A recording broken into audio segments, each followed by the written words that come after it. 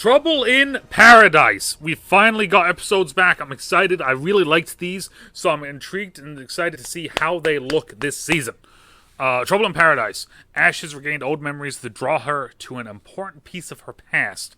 Horizon finds a clue to her son's fate, but doesn't like where it leads. Both want something out of reach. What will they do to get it? Okay, let's take a look. Let's see how this Oh, I love it. We're back to doing the chapter stuff. Chapter 1, the two halves. Oh, it's like this again. This is like the very first one that we... Alright, it's quiet, eh? Dark. Computers flickering. Parts swaying after Newt's fine work. Bits and pieces of different arenas skitter across the screens. There's a ringing in my ear. In my ears. Maybe from the fight? Or nearly dying on the claws of a nasty simulacrum. Or maybe it's from inside my head, telling me what I'm hearing. Can it be possible? So, this is what Blisk meant about an old friend. I suppose it would have ruined his fun to be more direct. How can you be here? You're supposed to be... Ted? Strange you would speak to an old friend that way. How dare you? You took my life. You took my son. Calm yourself, Doctor. You're being hysterical. I'll show you hysterical, you foolish tumshi. You are familiar with exercising logic. Working toward a goal, maintaining your composure, is the most effective way of seizing what you are after. What I'm after is my boy. What? You know what happened to him? Is that it? That's what you said? Aye, but I've learned better than to trust a word that falls out of that lying mouth of yours. Jesus.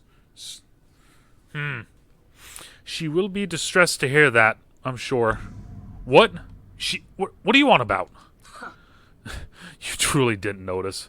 Those codes you used unsealed a specific amount of data. My past, the knowledge that I am a simulacrum, that I am unconstrained by the limits of human physiology. I was preoccupied, absorbing it.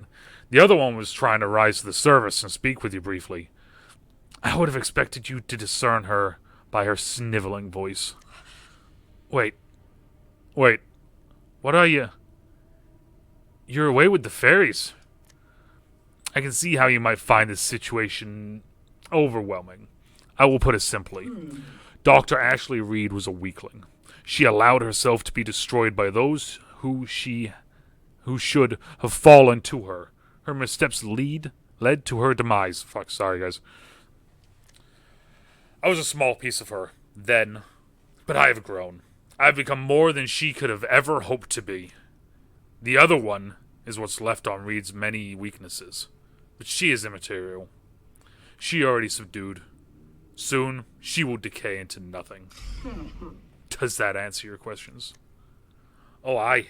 That clears up a few things. You're out of your bloody mind. Or you take me for a bigger fool than I could have thought. Damn it. I pressed the wrong button.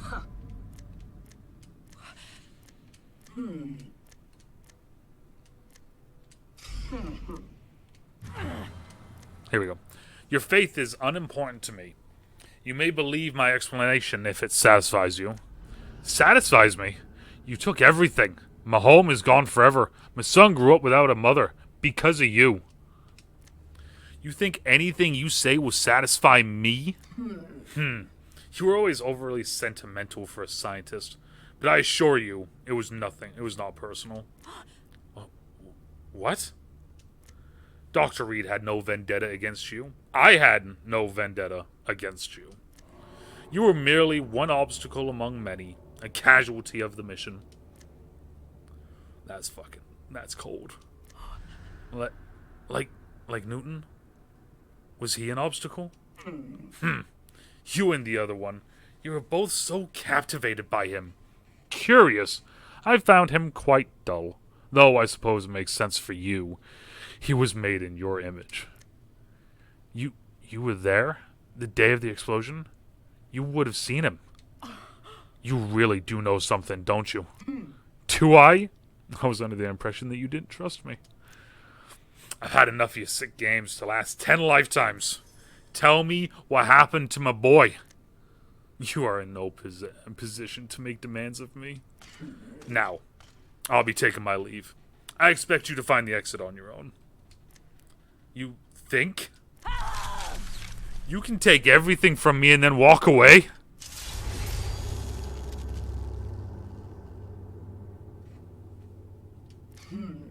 I suggest you avoid making any rash decisions, Dr. Summers. We have both been alive for decades, but only one of us has walked through death to get here. And only one of us broke the fundamental laws of the bloody universe to get what she wanted. You tell him, Space Mom. You tell him. Oh? And have you gotten what you wanted? Fuck you.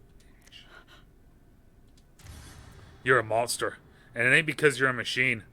If I'd known that was you in there, I would have smashed you to bits before I woke you up.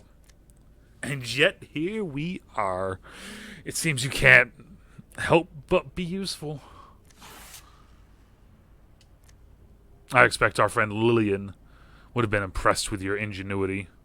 Were she alive to see it.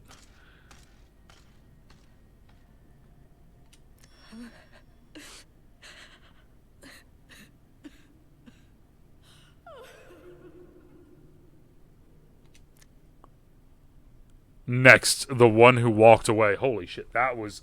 I love that these are back like this. It's a little bit upsetting that it's not the comic, but I was a big fan of these ones. So I'm really excited this is back. Oh! I love it. What do you guys think? Let me know down in the comments down below. And as always, depending on where you are, good morning, good afternoon, good evening, good night, stay safe and we will talk to you all later.